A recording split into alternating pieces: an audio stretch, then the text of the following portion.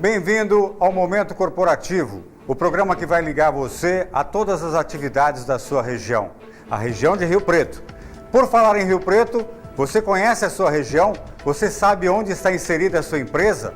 Quais são as oportunidades que tem? Você conhece, por exemplo, todos os indicativos, os indicadores de economia da região? Isso é o que a gente vai falar. No programa de hoje nós estaremos entrevistando Zeide Sacker, do Grupo SEB. Esse é o Momento Corporativo. Você está na TV Rio Preto, eu sou Celso Silveira e a gente espera você. Até já!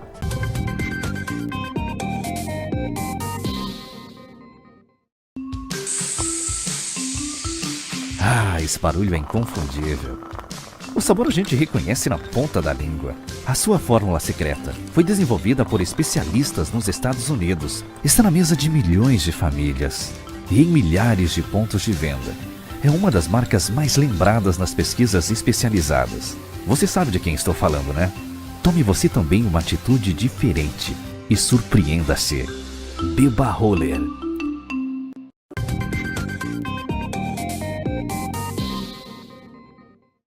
O meu entrevistado de hoje é Zeide Sacker, do Grupo SEB, e a gente vai falar sobre educação. Educação nos diversos modelos que hoje a gente encontra, educação à distância, educação continuada. Ele vai aprofundar melhor esse assunto com a gente hoje aqui. Zeide, é um prazer tê-lo comigo. Prazer é todo meu, Celso. O importante de tudo é saber que as empresas também dependem das pessoas. Elas chegam onde estão porque as pessoas são capacitadas e são qualificadas. Vamos falar um pouco da sua profissão, do profissional Zeide Sacker. Como é que você começou a se encaminhar para a educação?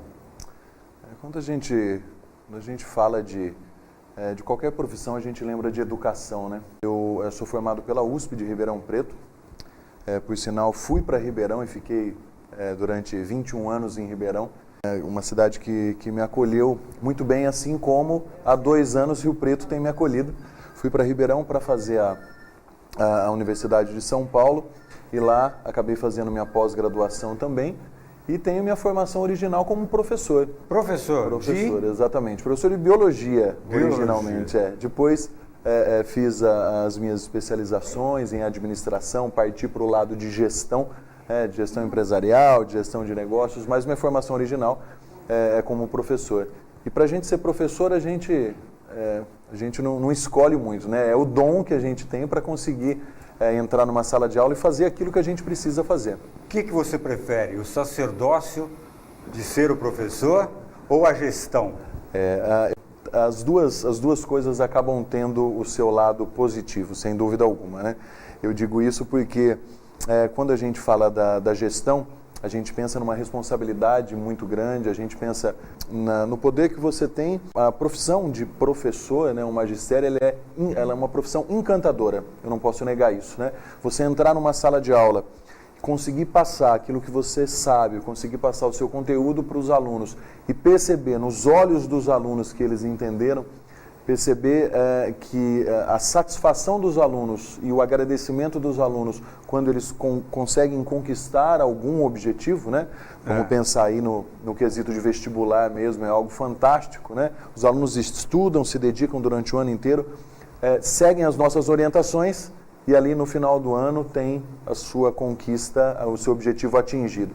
Isso para a gente é um retorno espetacular. Então, na sua qualificação te levou a gestão do grupo, gestão da unidade aqui em Rio Preto? Sim. Na verdade, o Grupo SEB tem como característica ter os seus gestores professores.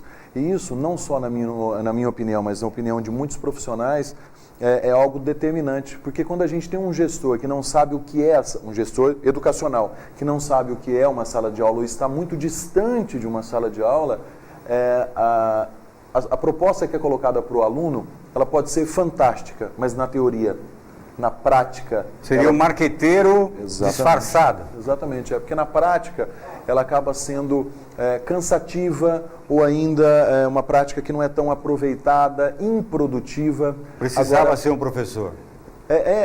Seria de bom grado se isso acontecesse, né? É indiscutível que existem profissionais que mesmo sem serem professores conseguem ter uma gestão incrível, né? A gente sabe disso. Mas quando se tem um pouco de conhecimento da sala de aula, você sabe que algumas coisas que você vai propor vai ser aceita pelos alunos. Quando não se está dentro de uma sala de aula, não é bem assim. Porque você pode ter projetos fantásticos, sensacionais, mas que os alunos não abraçam. E aí a efetividade acaba sendo bastante reduzida. Então, o Grupo SEB trabalha muito em cima disso, né? Investe demais nos seus gestores. São 41 unidades espalhadas pelo Brasil. Quanto tempo demorou a sua subida, vamos dizer, a transição de professor para a gestão do grupo? Eu trabalho como gestor há 12 anos e tenho 23 anos de magistério. Mas você não começou no Grupo SEB exatamente? Não comecei no Grupo SEB. Conta um pouco dessa história. Onde você começou? Inicialmente, a gente, como todo iniciante, a gente tem que começar de baixo, né? Comecei dando alguns plantões, trabalhando no laboratório, plantão de cursinho, mas algo que aprende muito, que a gente acaba aprendendo muito. Por sinal, isso me leva a uma reflexão. São Paulo ou no interior ainda? No interior mesmo, Ribeirão Preto. Isso me leva a uma reflexão que hoje em dia, algo que eu tenho percebido, hoje em dia, os profissionais recém-formados, eles são mais exigentes, talvez devido à qualificação, mas muitos profissionais hoje em dia não querem começar de baixo. Já querem começar com cargos altos, já querem começar com salários altos e não vou nem abordar Destroem o momento, etapas da carreira. Sem dúvida. Eu não vou nem abordar o momento econômico que nós estamos passando, independente disso. Mas esses profissionais, como são um pouco mais exigentes, não tenho dúvida que tem um lado positivo, mas eles acabam pulando etapas, acabam pulando determinadas fases, que isso, eu acredito que a longo ou médio prazo possa fazer falta, né? Lá na frente a gente pode acabar tendo um problema aí. Mas ainda assim, se a gente for pensar no modelo organizacional que nós temos na educação hoje, quando um indivíduo investe muito na sua formação, automaticamente a chance de dar certo lá na frente acaba realmente sendo maior. Bem grande. Acaba sendo maior. É isso. No próximo bloco nós estaremos falando sobre o Grupo SEB, que antes era Uniceb, tornou-se Estácio e hoje a dimensão é outra. A grandeza do mercado amplificou todos os negócios da organização. E a educação, hoje, como sendo o nosso assunto principal.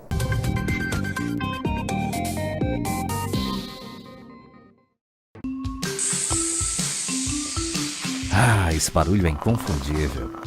O sabor a gente reconhece na ponta da língua. A sua fórmula secreta foi desenvolvida por especialistas nos Estados Unidos. Está na mesa de milhões de famílias e em milhares de pontos de venda. É uma das marcas mais lembradas nas pesquisas especializadas. Você sabe de quem estou falando, né? Tome você também uma atitude diferente e surpreenda-se. Beba Roller.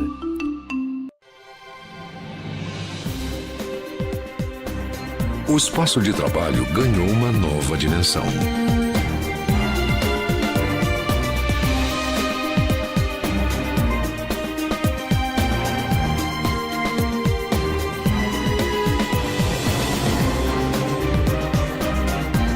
Open, comunicação e sinergia no ambiente de trabalho.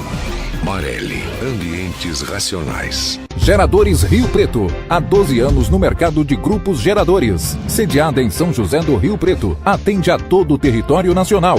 Nossa linha de grupos geradores a diesel com capacidade de 40 a 1.250 kVA são montados com estrutura aberta ou cabinada e silenciada, o que permite exposição ao tempo e a fatores climáticos. Não fique no escuro. Conheça nossas soluções para energia alternativa, venda e locação. Geradores Rio Preto. Conte sempre com nossa energia. Chegamos agora em Rio Preto e já estamos entre os melhores do Enem. O SEB Coque Rio Preto parabeniza seus alunos e professores pela conquista. Somos o segundo lugar na classificação geral no Enem. Esforço, dedicação, persistência e foco desde o ensino médio. Para quem busca a melhor preparação durante o colegial e a certeza de uma boa universidade, o SEB Coque Rio Preto tem o que você procura. Vem com a gente. SEB Coque, segundo lugar na classificação geral do Enem.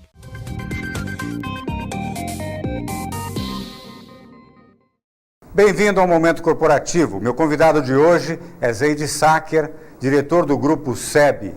E ele vai comentar comigo sobre as questões ligadas à ampliação do grupo, que antes era Uniceb, depois Estácio.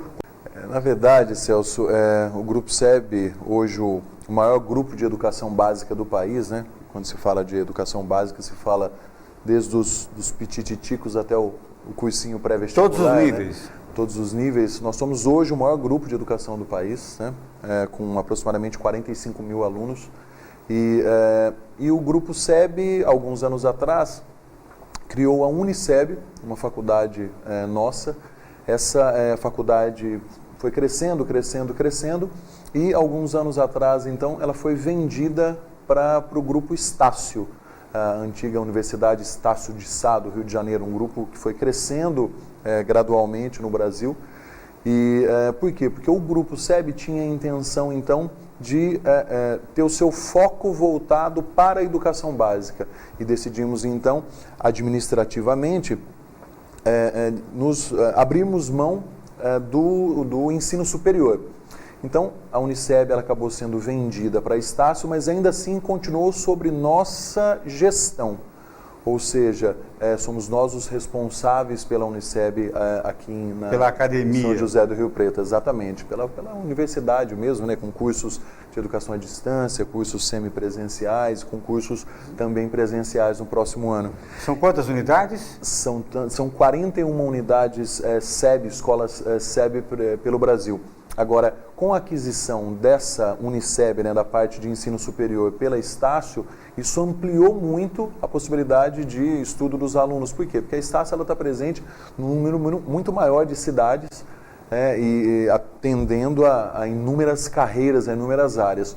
Só que agora em julho, a Uniceb acabou sendo, a Estácio acabou sendo comprada pela Croton. E a fusão dos alunos da Estácio, lembre que já tinha os alunos Uniceb, a fusão dos alunos da Estácio com os alunos da Croton acabou formando o maior grupo educacional do mundo, com mais de 1,1 milhão de estudantes. Isso é que é matemática boa, né? Isso é matemática excelente. Matemática pura. Não tenho dúvida. Então, o ensino superior está muito bem respaldado, né?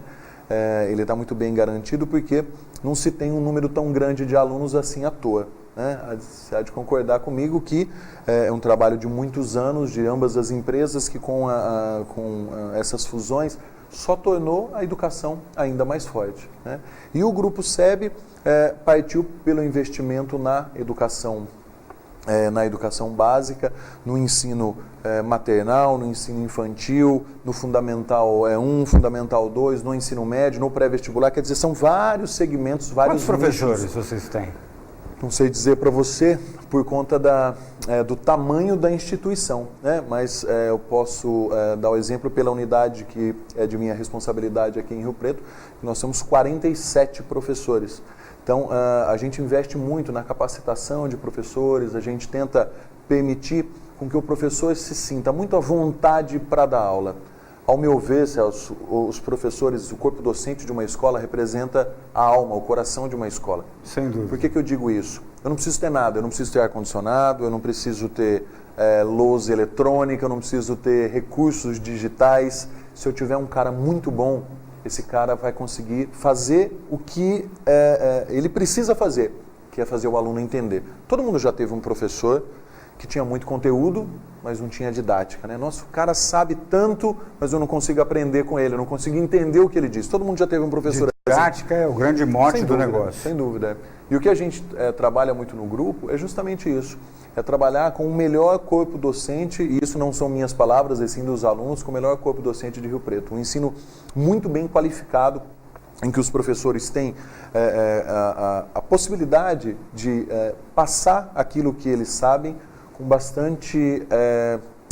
bastante propriedade, eu diria assim. Desenvoltura, inclusive. Sem dúvida, sem dúvida. Nós já tivemos oportunidade de conversar e você me disse em algumas vezes que Rio Preto se equiparava a Ribeirão Preto. Quais são esses indicadores que mostram que as cidades são idênticas? As cidades, apesar dos seus 200 quilômetros de distância, são cidades que têm não só o calor muito semelhante, né? A gente sabe muito bem disso, os calores de 40 graus, mas ainda assim são cidades que têm um perfil econômico muito parecido, né? Uma opinião que eu tenho a respeito é que quando eu cheguei há 21 anos em Ribeirão Preto, eu vi Ribeirão bem menor do que ela era 2 anos atrás. E eu posso comparar esse momento de 21 anos aí, de Ribeirão Preto, a Rio Preto agora. Com a realidade nossa. Com a realidade nossa. Então eu não tenho dúvida que daqui a 1, 2 décadas, Rio Preto vai estar com um potencial ainda maior, Rio Preto vai continuar crescendo, com um diferencial positivo. As cidades satélites da região daqui, né, de Rio Preto, elas são ainda mais dependentes da cidade principal. Coisa que Ribeirão... Coisa que Ribeirão não é. As cidades satélites, elas são mais independentes. Tem mais autonomia. Ou seja, existe uma chance muito grande de Rio Preto alçar um voo ainda mais ascendente, ainda mais rápido que Ribeirão Preto. Na sua visão, quais seriam esses indicadores que nós poderíamos nos destacar de Ribeirão Preto? Eu acredito que a economia em São José do Rio Preto é uma economia em franco crescimento e um pouco mais aberta a vários setores. Ribeirão Preto talvez tenha algo um pouco mais fechado, menos abertura, menos liberdade para abertura. Não é qualquer negócio que dá certo em Ribeirão Preto. O mercado, talvez, por ser um pouco mais robusto, é um pouco mais exigente também. Mais seletivo. Exatamente. E o mercado, o momento que Rio Preto passa, eu digo isso pelos meus 2 anos aqui, é um momento muito bom para que a gente percebe uma oportunidade de crescimento na cidade. Eu acredito muito em São José do Rio Preto. Eu vim para cá para fazer um trabalho que a gente tem conseguido fazer, um trabalho educacional, que mostrasse confiança para as famílias e eu menciono isso porque Rio Preto tem uma carência educacional.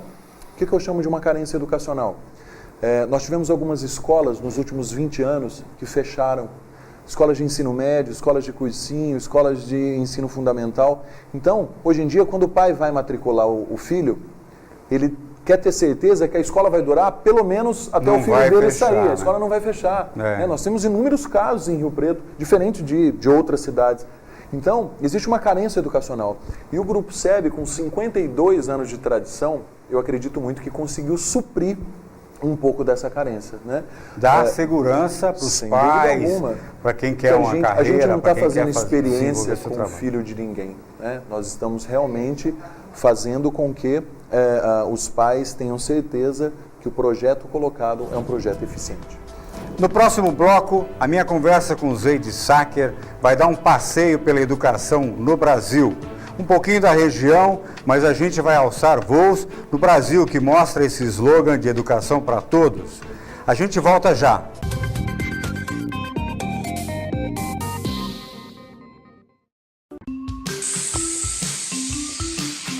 Esse barulho é inconfundível. O sabor a gente reconhece na ponta da língua. A sua fórmula secreta foi desenvolvida por especialistas nos Estados Unidos. Está na mesa de milhões de famílias e em milhares de pontos de venda. É uma das marcas mais lembradas nas pesquisas especializadas. Você sabe de quem estou falando, né? Tome você também uma atitude diferente e surpreenda-se. Beba Roller.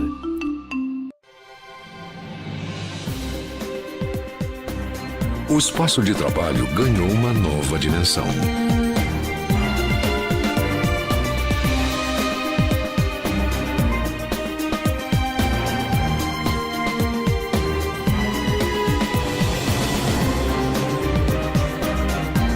Open, comunicação e sinergia no ambiente de trabalho.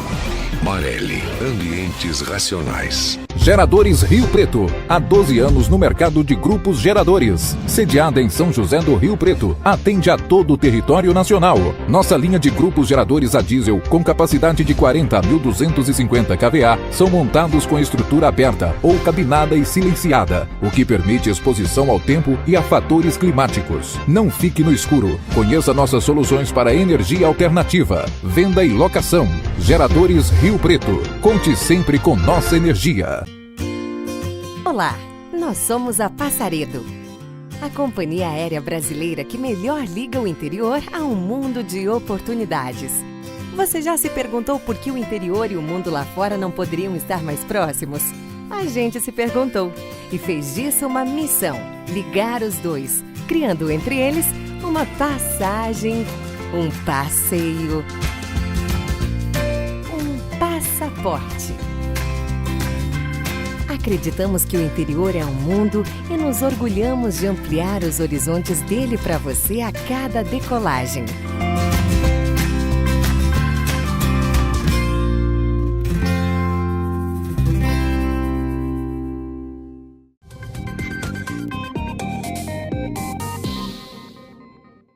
Bem-vindo ao Momento Corporativo. Meu entrevistado de hoje é Zeid Saker e nós estamos conversando sobre o grupo SEB, que atua na região e no Brasil todo. Zeid, eu gostaria que você fizesse um panorama da educação. Como anda a educação no Brasil? A tecnologia, hoje, é o melhor acessório? Quando se fala de educação, inevitavelmente se pensa em política, né?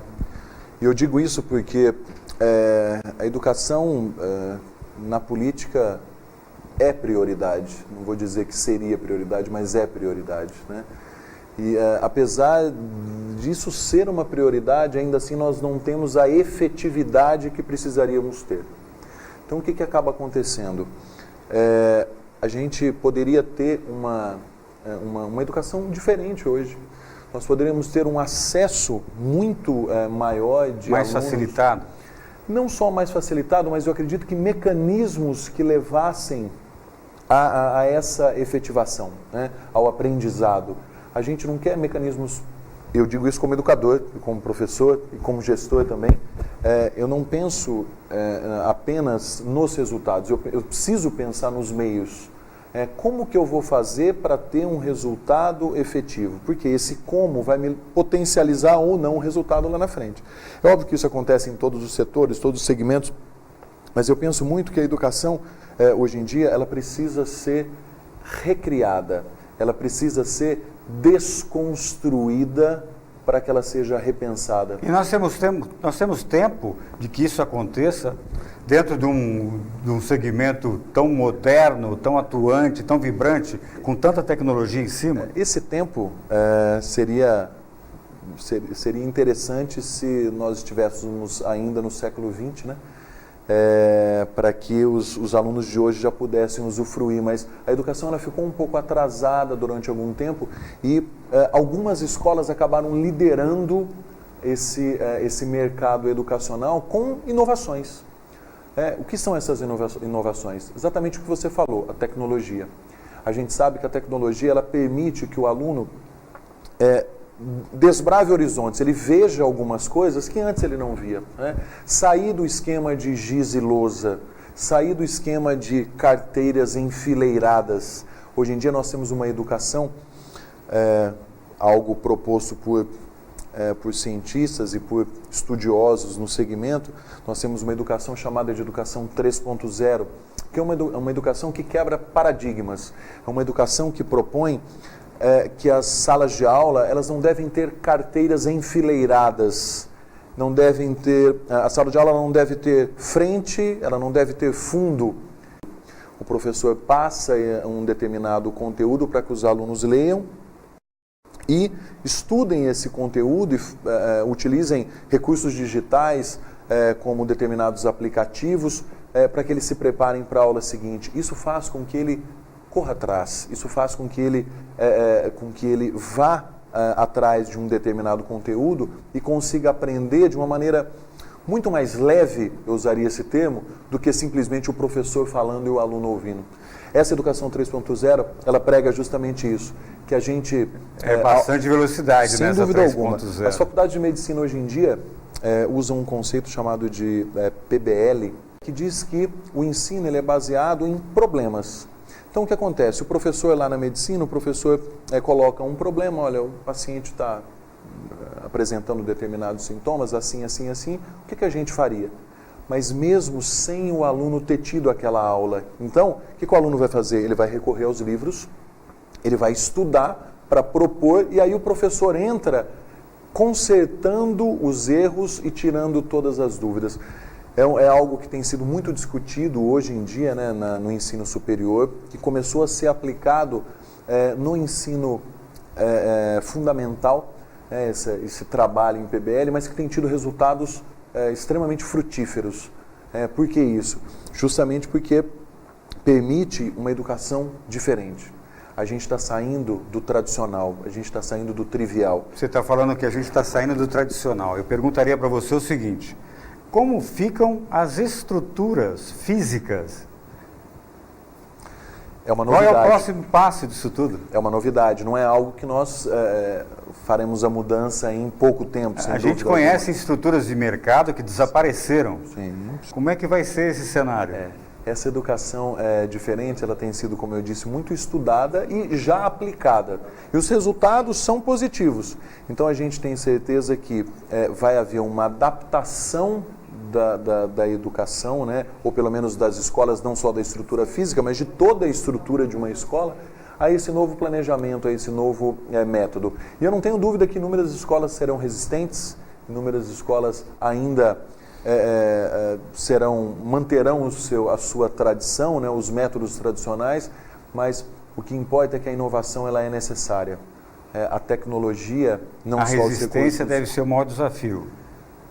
A gente é movido a desafios, né? Então eu sempre, quando existe alguma coisa atravancando o processo, é um motivo para a gente sair da zona de conforto e tentar montar alguma coisa para que a gente consiga convencer de uma forma bastante contundente e embasada, conseguir convencer pais, professores, conseguir convencer todos aqueles que acreditam na educação que é possível fazer algo diferente com pouco. E os próprios alunos. Sem dúvida alguma, acima de tudo. São os maiores interessados. O ensino médio agora, nós temos aqui em Rio Preto, por exemplo, no ensino médio e o pré-vestibular, com possibilidade de abertura de ensino fundamental, o ensino médio e o cursinho, principalmente devido daquilo que o vestibular nos cobra hoje, que é um conteúdo extremamente extenso, nós ainda não conseguimos quebrar isso, mas é uma tendência da educação 3.0, é uma tendência da nova educação. Né? Então a gente acredita que temos muitos anos pela frente, acreditamos que temos muito trabalho pela frente,